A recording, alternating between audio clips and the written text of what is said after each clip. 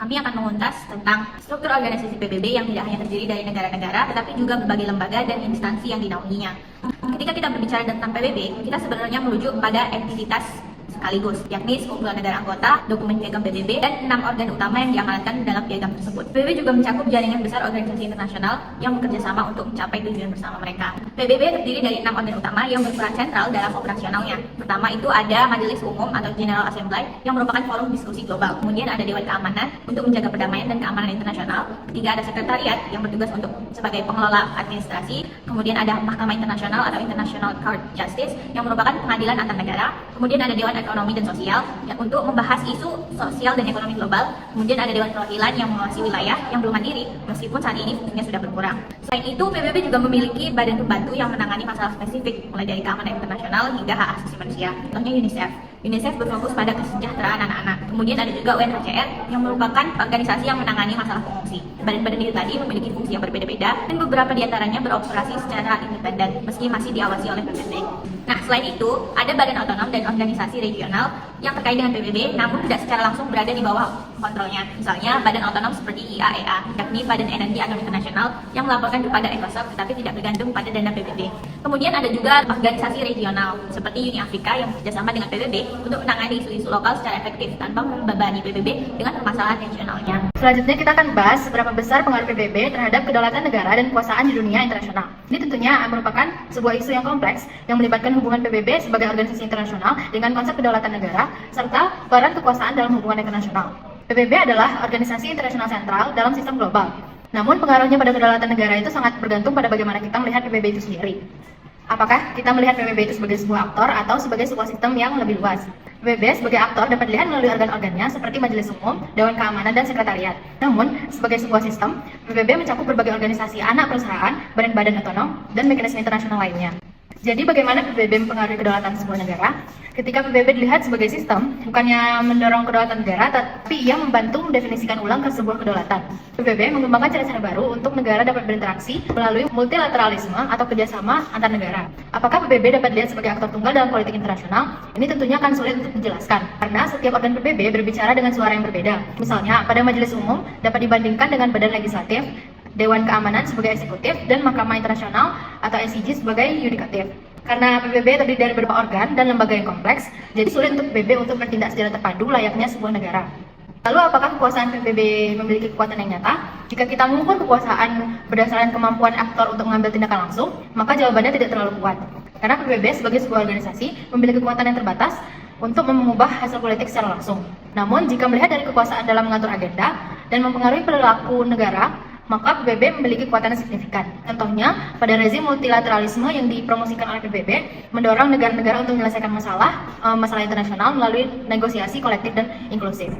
Nah, selanjutnya kita akan membahas mengenai salah satu organ paling penting dalam PBB, yaitu Majelis Umum atau General Assembly yang disingkat sebagai GA. GA sendiri merupakan inti dari PBB karena disinilah semua negara anggota terwakili secara setara. GA mengeluarkan resolusi yang mencerminkan opini mayoritas negara-negara. Meskipun resolusi ini tidak bersifat terikat secara hukum internasional, mereka memiliki bobot moral yang besar karena mencerminkan pandangan kolektif negara-negara anggota. Disinilah peran penting GA terlihat sebagai wadah diplomasi dan negosiasi di panggung global. Salah satu aspek menarik dari GA adalah cara pengambilan keputusannya, di mana untuk sebagian besar isu setiap negara memiliki satu suara. Namun, untuk masalah-masalah penting diperlukan mayoritas 2/3 dari mayoritas negara. Ini termasuk keputusan mengenai perdamaian dan keamanan internasional serta penerimaan keanggotaan baru. GA juga memiliki badan paripurna dan komite permanen yang menjadi ruang bagi negosiasi dan pembuatan resolusi. Meskipun GA tidak memiliki fungsi eksekutif, mereka memiliki kontrol yang signifikan dalam hal anggaran PBB. Bahkan negara-negara berkembang seperti kelompok G77 memiliki pengaruh besar dalam pengambilan keputusan di GA. Namun penting untuk diingat bahwa meskipun negara-negara seperti Amerika Serikat seringkali memegang kendali atas sebagian besar anggaran PBB melalui kontribusi mereka, GA tetaplah lebih demokratis sebagai forum dibanding sebagai pengelola anggaran. Jadi, sebagai kesimpulan, GA mungkin bukan aktor independen di panggung internasional, tetapi perannya sebagai forum bagi semua negara untuk berbicara dan bernegosiasi tetap krusial. GA adalah bentuk nyata dari diplomasi multilateral, dan ini adalah elemen penting dalam menjaga tatanan global yang inklusif dan berkeadilan. Selanjutnya, apa itu Dewan Keamanan PBB?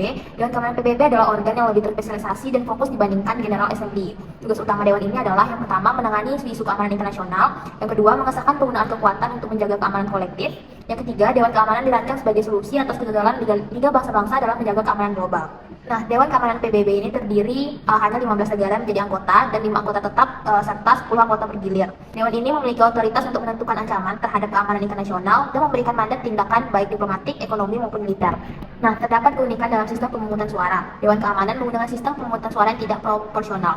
Veto diberikan kepada 5 anggota tetap, yaitu Amerika Serikat, Rusia, Tiongkok, Inggris, dan Prancis. Ini berarti bahwa semua keputusan besar tidak bisa diambil tanpa persetujuan kelima negara ini. Sistem ini dirancang untuk mengatasi masalah yang dihadapi oleh Liga Bangsa-Bangsa, di mana negara-negara kecil bisa memandatkan tindakan yang tidak dapat mereka laksanakan. Namun, sistem veto ini memicu kebuntuan seperti terjadi selama Perang Dingin. Dan dampak hak veto ini selama Perang Dingin ialah veto sering digunakan oleh Amerika Serikat dan Uni Soviet yang menyebabkan Dewan Keamanan menjadi tidak aktif dalam banyak kasus. Dewan Keamanan memiliki peran yang sangat penting dalam melegitimasi tindakan internasional. Hanya Dewan Keamanan yang secara sah dapat mengesahkan penggunaan kekerasan internasional. Contohnya, meskipun banyak negara setuju bahwa invasi Irak tidak bisa dihindari, mereka menginginkan legitimasi dari Dewan Keamanan. Struktur Dewan Keamanan sebagai forum diskusi ialah meskipun Dewan Keamanan memiliki kekuatan besar, struktur organisasinya lebih sering dilihat sebagai forum politik daripada aktor independen. Presiden Dewan dipilih dari delegasi nasional dan posisinya bergilir setiap bulan. Dewan tidak memiliki kekuatan penegakan hukum sendiri, melainkan bergantung pada negara-negara anggota untuk melaksanakan keputusan-keputusannya. Selanjutnya, masalah hak veto dan keanggotaan. Sistem pemungutan suara dan hak veto memberikan 5 anggota tetap kekuasaan yang sangat besar. Seringkali melampaui kontribusi aktual mereka terhadap keamanan internasional. Ini menciptakan ketidakadilan, terutama bagi negara-negara yang lebih terlibat langsung dalam konflik atau yang mampu memberikan kontribusi lebih besar dari penegakan hukum. Apa itu Sekretariat PBB? Sekretariat adalah birokrasi pusat PBB yang menangani detail sehari-hari dalam mengelola organisasi besar, di mana sekretariat mendukung fungsi-fungsi organ lain PBB untuk memastikan transparansi dan legitimasi di seluruh operasi organisasi. Meskipun fokus utamanya administratif, sekretariat juga memiliki pengaruh independen dalam politik internasional melalui Sekretariat Jenderal. Peran Sekretaris Jenderal adalah sebagai kepala administratif PBB. Tetapi dalam piagam PBB juga menugaskannya untuk pertama, tetap netral secara politis, kedua, berperan dalam memelihara perdamaian dan keamanan internasional, ketiga, membawa perhatian kepada Dewan Keamanan atas masalah yang dapat mengancam stabilitas global. ICJ ini atau International Court Justice merupakan badan yudisial utama PBB yang memiliki tanggung jawab untuk menyelesaikan perselisihan antar negara dan menafsirkan hukum internasional. Selanjutnya terdapat Dewan Perwalian. Dewan ini didirikan untuk mengawasi wilayah-wilayah yang belum mencapai pemerintahan mandiri, khususnya wilayah kolonial. Namun setelah wilayah yang terakhir, yakni Palau, yang merdeka pada tahun 1994, Dewan ini berhenti beroperasi meski masih menjadi bagian resmi PBB. Terakhir ada Economic and Social Council atau ECOSOC, yang merupakan organ yang menangani isu-isu ekonomi dan sosial di PBB. ECOSOC memainkan peran penting dalam menetapkan agenda internasional dan memberikan legitimasi pada berbagai isu sosial dan ekonomi global.